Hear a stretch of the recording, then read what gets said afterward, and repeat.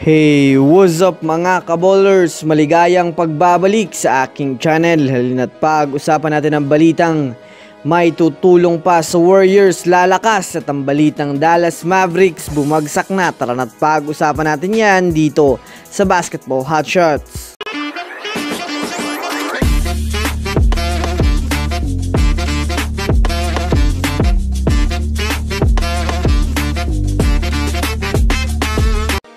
Una nga muna tayong dumako mga kaballers sa balita patungkol sa kupunan ng Dallas Mavericks.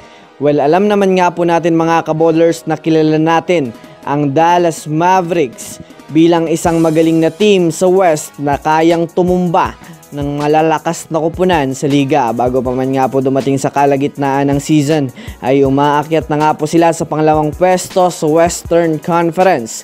Ngunit ngayon nga pong nalalapit na ang pagtatapos ng regular season ay dito na nga po mga kaballers nagsimulang bumagsak na naman ang kanilang performance sa liga.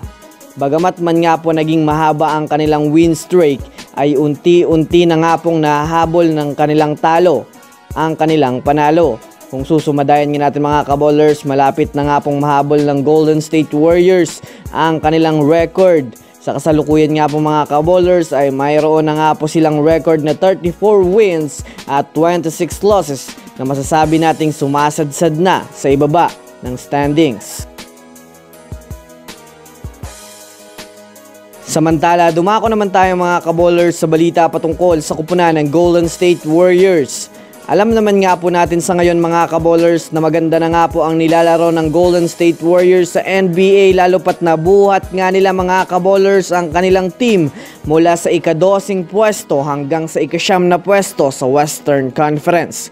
Kung susumadayan nga natin mga kaballers, mas lalo pa nga pong lalakas ang Warriors dahil na rin sa pagbabalik ni CP3 na kanilang pinaka-point guard para sa opensa ng second unit.